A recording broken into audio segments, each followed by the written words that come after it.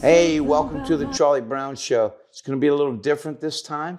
I don't have a beard, and I'm with a brand new person to interview, and it's my pleasure. I'm with Ingrid, Lucia. Yes. I said it right, see? I'm a good guy. I learned very quick. I've been listening to the music. I went to Italy back in '98 with the Lucia Harrison. Lucia, we call her Lucia. But here we are, and we're in this beautiful, beautiful home on Tantai Street. Yes. Correct? I said that right, too. Tanti. Man, messed that up. Anyway, so everybody that hasn't seen the Charlie Browne Show, this is a very special show because I'm with an artist from New Orleans that is one of my favorite jazz, blues. What would you call yourself, actually? Well, first of all, stop, pause the press. Introduce yourself to the Charlie Browne Show. Well, hi, Charlie. Thanks for having me. Charlie Browne. Charlie Browne. And my name is Ingrid Lucia. Ingrid I was named after Ingrid Bergman. Oh, wow. I was my mom's favorite movie actress, Casablanca. Casablanca. And so that was my mom and dad's favorite movie. And Lucia, my middle name officially is Lucille. I was named after a great aunt. I was going to say Lucille Ball. What happened was we started going to Mexico every year when I was 9 until I was 20, every year for about 3 or 4 months. And so in Mexico, they can't say a hard G. So it would be Iwi instead of Ingrid. And so everybody just started calling me Lucia. And then when we started our family band, we played on every street corner in every part of Mexico. We traveled with 2 Mexican circuses. Wow. And because of that, I thought, well, what is my stage name going to be? I want to pay tribute to these Latinos and Mexicans who housed us and helped us. Took care of you. Yeah. Yes. Like, I think that was, my way of saying thank you, really. I think that's wonderful. Thank you. So from 4 years old to 20, you were... Mexico was 9 until 20. 9 until 20. Yes. I apologize. Yo hablo español como un mexicano. Man, I don't speak no English. I don't speak any Spanish. I'm bad at that. You don't speak English either? No, I barely can speak English. I'm from Folsom, so you got to forgive me. No. Get the emphasis on the right syllable. I don't know. But we've gotten together today because she is, I guess, since the social world out there, you're rebranding yourself. That's what I'm seeing. Coming back out, let's do this, right? Yes, let's do it. I spent time during COVID thinking about it. Yeah. And it's like a marriage, as you know, music is a marriage. And so sometimes when the marriage gets rough, you have to ask yourself if you want to be in that marriage anymore. Correct. And I decided I wanted to. And if I did, I would come back more practiced, more focused, and more authentic than just trying to do a replica of when we play music and we do it often. We sometimes start getting this pattern of doing the solos the same way, or calling the tempo the same way, or doing the call of the same songs, even though you're sick of doing them. Right. You have to come back in with a fresh perspective and say, what do I want to say to people? How am I going to say it? And who wants to say it with me? Right. And that's where I'm at. That's awesome. Yeah. And also I'm cleansing myself out from, having had a drinking problem. And basically I'm really trying to just remove all toxins from my life. It's hard in this world that we live in, and we have to walk through it and not get toxic ourselves. I think everybody can relate to that. I think so. Don't you think? I In think some form or fashion. It is. It's a life thing. It is. How do you walk?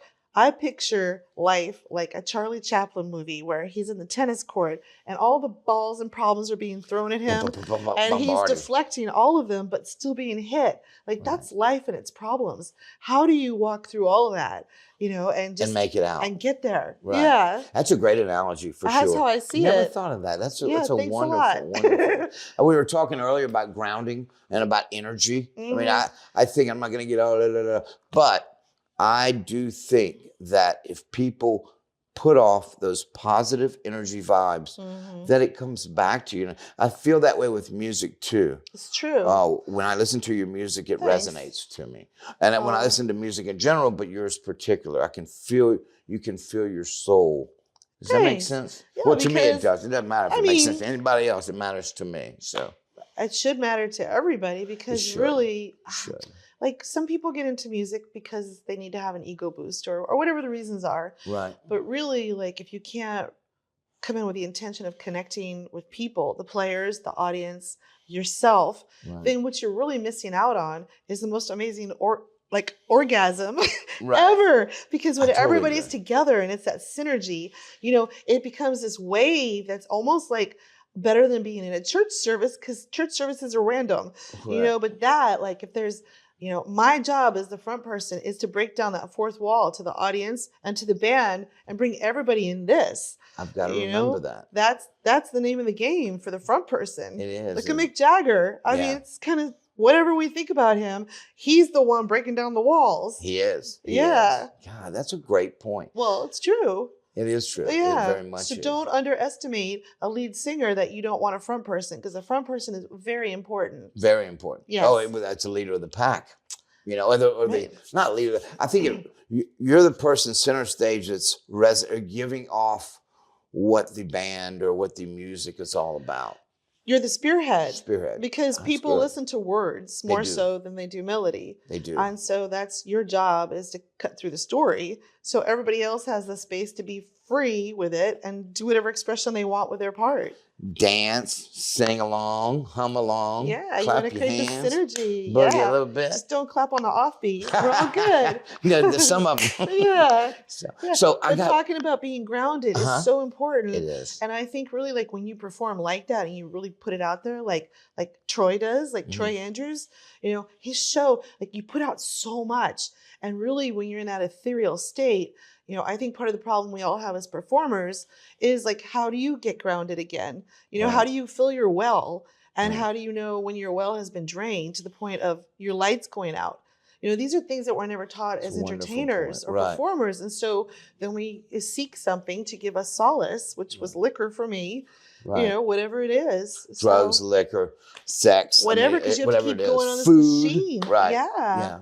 So that's a wonderful point. It's so important for the big picture. If people want to make the distance run, we've lost so many musicians these last 10 years, even alone. Yeah. And let's just be honest, like, a lot of it is, mental health and hope and feeling like there's something that they're looking forward to. Right. A lot of times it feels really hopeless in this music circle. And I think the goal is, how do you keep your light lit? How do you keep your well filled? And how do you have something to work toward that actually has real potential? That's well said. Well put. I think that's the truth. Very well put. No, I know it is the truth. I think you pretty much nailed it. So any aspiring artist out there, that was great. Thanks. I feel that. I feel like artists need to hear that, because they've all have no awareness. Yeah, I always wanted to be ethereal. Yeah, and then you get drained past that line of no return. Very much. And then there you are without a liver or your life. Right. Yeah. Right. Or you lose that somebody special.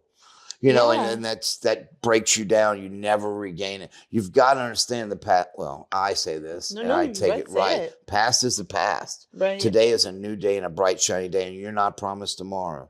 So you better get off your butt and start doing something. I mean, I think that's what my show is all about. I think that's a great message. I told you it's about storytelling. Permeating a lot these last years since COVID. A lot of people are saying it. But I guess the real question is, from my own point of view, with my lack of bravery, is, are they doing it?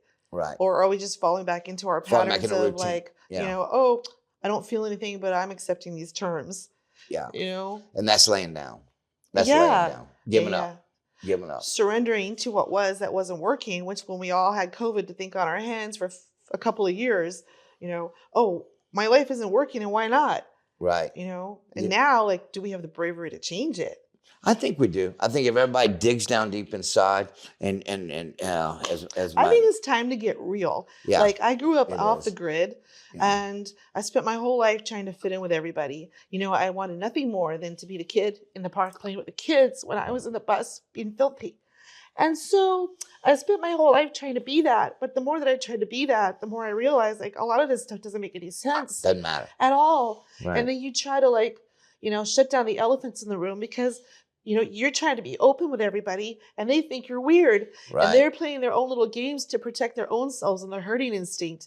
And I feel like, wow, like, if I haven't learned one thing from this liver transplant, is that I'm in my own morose state of not being in gratitude. Right. And so I think, can we just get real? Like, can we agree to disagree? Right. A lot of people don't want to have the conversation because they don't want to hand their power over to somebody else who might squash it. Right. You know, if we can all agree to have the conversation without the emotionality and the yelling, you know, I think the whole world would be brought to a whole nother level. And that's what my father taught, you know, communication. Let's get to the point of the problem. Let's solve it. Yeah. You know, and I see all these people walking around in silence. Like I wrote this song called Bouncing in a Bubble. And it's how we're all walking around in our own little bubbles right past each other, not looking at each other, not saying, how are you? You know, not really making even the extra effort to hold the door for somebody. Right. And you would be surprised. I mean, I'm that person. My grandma was that person. And I'm always like the first one to say, oh, hi, and have the conversation. But you would be surprised how many people are so waiting to just let the weight off their chest. Right. And if you give somebody permission for that, what have you lost out on? A half an hour of your life. You know, but people will do that for you. Right. We got to change our thinking, I think, because definitely. the society has hit this really weird mode of, hey, let's put everybody on medication. Oh, yes. You know, when my daughter is 24 and during COVID, she lost about 12 friends to suicide or overdoses. God. Like 12 friends. Beautiful. All their life ahead of them. And you look at the pictures of these children with their perfect hair, their beautiful skin, their smile, and it's like, holy fuck. Yeah. Something has to change. It has to. Yeah. There's got to be a reawakening of spirit, soul, and kindness. I mean, if everybody, as you said, I used to always say, what are we here for?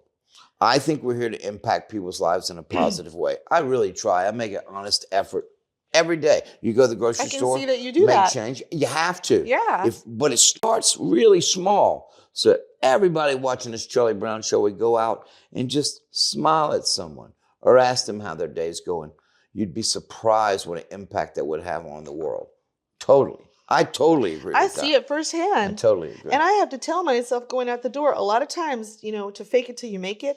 Because literally, you are making the decision when you open that front door, if you decide to smile at somebody or if you decide, you're going to get exactly back what you gave. And so you have to be the one, you know, initiating and calling people kindly and not being a Karen, but saying, excuse me, like, do you have a problem with me? Would you like to talk about it? And it shocks them. It does. But call people on it.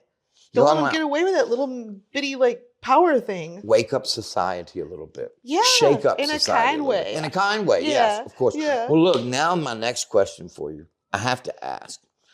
Boat. I want to hear about the raft. Okay. Jimmy Fallon, password. You say boat, I say raft. Okay, you got me on that. I got to hear this story from you. Okay. And if you don't know about it, excuse me, sorry to No problem. I'm going to have the link in the episode, in this episode, that you can follow up, and the preface of that, if you want to start with that, and then go into to the raft. The raft. Say boat. The raft saga. Okay. So to encapsulate it without writing a novel, my father was changed by the beatniks in the 50s in San Francisco. And what was your father's name? My father was William David Maloney. And he had a complicated childhood. He was born to a 16-year-old girl who was a gambler, and he kind of just ran the streets freely. And so my father was a real free spirit, and he felt like the rent trapped you. Whoever wanted to do anything with their life, they're on a hamster wheel to pay the rent. Cool. And so if you remove the rent from the equation, you'd have a lot more time to get to what you really want to do in your life. Right. And so the combination of starting a family band, building rafts and boats to get out of the rent. And also, my dad wanted to do a work group on psychology to help change people's minds. And my father actually, he came from the streets. And my dad, like, one of the greatest things that my father had that not many people have is that, like, oh, hey, guess what? We're starting a band. What do you want to play? Oh, well, we don't know anything about music. Don't worry about it. Todd, what do you want to play? I want to play the trombone. Okay, why? Because my name is Todd. It starts with a T, and I want to tap dance too. And that's what he still does. You know, like I just played with him in New York a couple days ago. So my father could say, what do you want to do? What are the first steps to do it? And no dream was too big or stupid. And I have yet to find my sister Jessie, I can talk to her like that. I can talk to a few other people like that. You can talk to this right now. But it's very rare to find somebody who doesn't think you're just crazy and that you're in delusions of grandeur. We're out there. So my father built these boats, And I know you are out there. You have to like look. You have to look. But like my father built these boats. He started designing rafts, inspired by the gentleman who designed the Kon-Tiki. And he loved the idea of the Mississippi River. He loved the intercoastal waterway. The only time he ever did the oceans was when he floated on a raft from Newfoundland to Ireland. And that's where he got world acclaim. And that's where, you know, the book was written about him from the New Yorker magazine. Right. But my father wanted more time, and he didn't want a regular job, you know, and he really helped a lot of people. Like, I don't know how my head got so messed up later, but I think that my dad really tried to simplify thinking through like the Sufi wisdoms, through the Buddha, through psychology. You know, you can simplify, and like triadic thinking is what he would call it. There's always a way to narrow down something to just 3 options. You can participate, you can redirect, or you can leave. You can say yes, no, or maybe, you know, and it really helps when all that chaos goes on in your mind to consolidate down. Well, what do I feel? Do I want to talk, not talk, or maybe talk later? You know, it's so simple. That's a good point. Yeah. And my dad built all these different boats and rafts. And basically the original designs were based around paddle wheel showboats. So the first couple of them were big square boxes. And he realized all these people knew nothing about the water at all.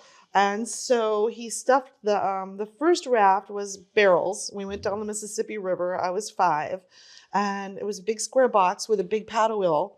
And we went and parked next to the Natchez in New Orleans with that and lived there and had our first band perform in front of Jackson Square. You know, my dad insisted we throw money to the audience to change the narrative. Yeah. That's incredible. And so that's incredible. That was the start of it. So really his triad was psychology, music to keep the kids out of trouble, 6 kids, and travel and motion with boats and rafts and buses and trucks. I think that's awesome. I think it's awesome. And we need to get back to that.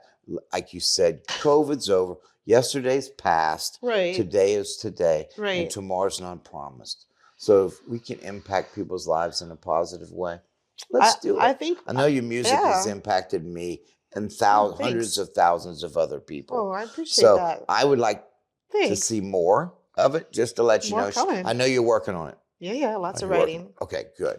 Well, this is my favorite episode so far. Sorry, everybody else, but the future is not written. Is it? But we have a pen. It is not written. You don't think it's written? I think it's out there, but I think you have to be focused, and you have to set yourself up for it. I mean, you don't see many people that are sitting by waiting for things to happen. That's my point. You have to get up and live. Motion, right. A man in motion is... It's not the destination, it's the journey. It kind of goes with the boat and the raft. Oh, my dad always the whole time. Oh, yeah. Always, my dad never sat still. He was always running. Well, you're blessed to have a father like that. You know, he gave me a lot of things that I wouldn't have had otherwise when I think about the positives after the difficulties. And really, he gave me music more than anything. You know, he gave me the opportunity to grow up in an environment where I learned firsthand. I like to call it inoculated by osmosis, you know, and I firsthand got it into my bone marrow. And I wouldn't have had that if he hadn't really worked hard to throw us on the stages with these great players to learn. Wow, that must have been that's really true. Wonderful childhood. Wonderful. It was really... It wasn't actually. Well, wonderful. It was meaning really hard. The music. I mean, the music part was great, and I was always passionate. I mean, I can honestly tell you and everybody, there has never been one time that I've ever performed inauthentically. Because I told myself if I ever did it once in that place of inauthenticity, that it's time to leave. Time to leave. Right? Yeah, right. And so you find me on a street corner in Manhattan with a full enthusiasm that I was on Broadway, like some sort of cray-cray. Right, but you're doing it. But you did it. You know, because I always thought Broadway was 1 block away. You know what I mean? Yeah, you do. And so I really think people need something hopeful to hold on to. And not even just so much in the entertainment world, but like even just these kids. Right. Yes. Yeah, like, you know, you got to give people something to work toward. Totally. You know, my there's some people who have drinking problems, and the conversation comes up about people being gripped. You know, when I was on alcohol, I was so gripped. I tried to quit and I couldn't. I was in this mental torture and it had me gripped.